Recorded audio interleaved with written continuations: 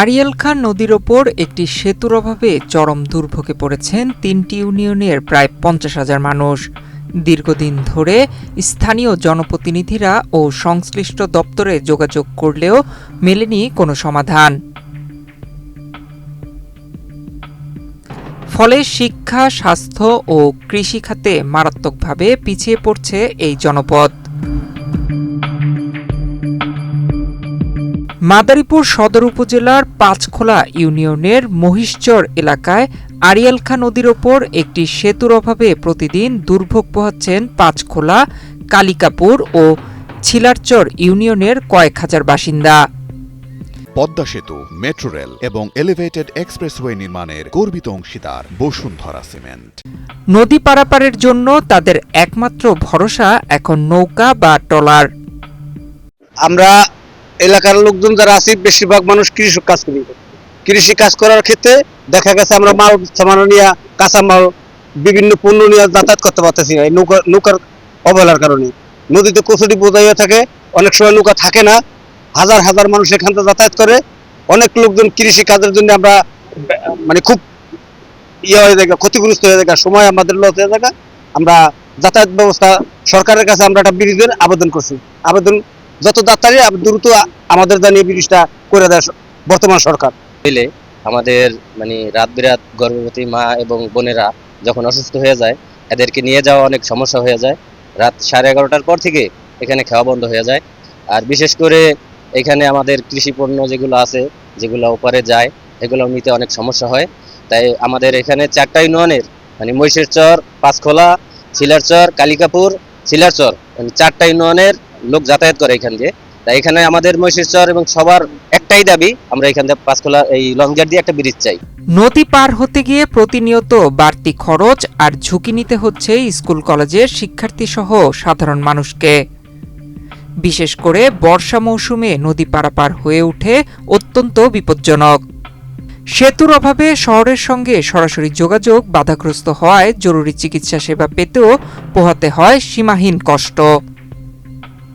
স্থানীয়দের অভিযোগ, বারবার প্রতিশ্রুতি পাওয়া গেলেও বাস্তবে সেতুর কাজ শুরু হয়নি। বন্ধ থাকে, ওরা যাইতে পারে না স্কুলে, পরীক্ষার অনেক সময় পরীক্ষা থাকে, পরীক্ষা দিতে পারে না, তখন অনেক সমস্যার মধ্যে পড়ি। আমাদের অনেক সময় দেখা যায় মা বোনেরা প্রেগনেন্ট থাকে, হঠাৎ রাত্রে 2টা-3টার সময় একটা সমস্যা হয়, তখন আইসা খাওয়া পাই না।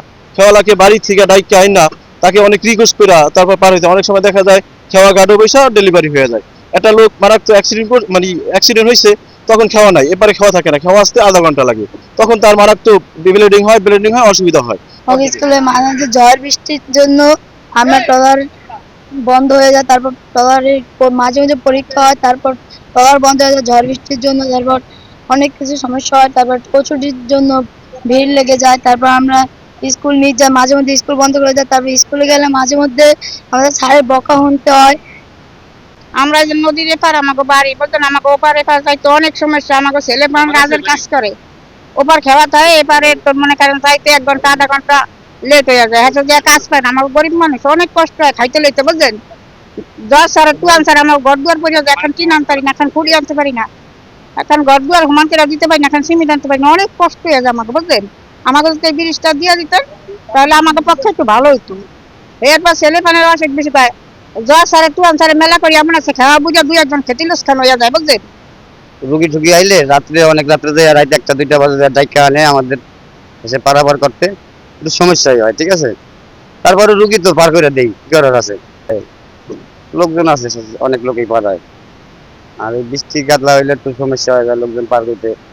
আবার বর্ষাকাল হইলে আবার বোঝাই ঠোঝাই হইলে ট্রলারে ঝামেলা, যে অনেক ডুবা যায়, আমার অনেক যন্ত্রণাই।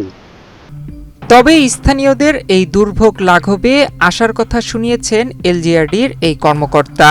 দ্রুত টেন্ডার প্রক্রিয়া সম্পন্ন করে কাজ শুরু করার আশ্বাস দিয়েছেন তিনি। অত্যাধিক জনগুরুত্ব, একাধিকবার আমি স্পটে গিয়েছি, এতে ডিজাইন ইউনিটে আছে, প্রসিডিউর ডিজাইন অনুমোদন সাপেক্ষে এবং টেকনিকে অনুমোদন সাপেক্ষে আমরা এই কাজটি বাস্তবায়ন করি। আশা করি আমাদের এই সরকারের আমল এই কাজটি বাস্তবায়ন। আড়িয়ালখা নদীর ওপর দ্রুত সেতু নির্মাণ করা হলে যাতায়াত সহজ হওয়ার পাশাপাশি পাল্টে যাবে এই অঞ্চলের অর্থনৈতিক চিত্র। ডেস্ক রিপোর্ট, বাংলাদেশ প্রতিদিন।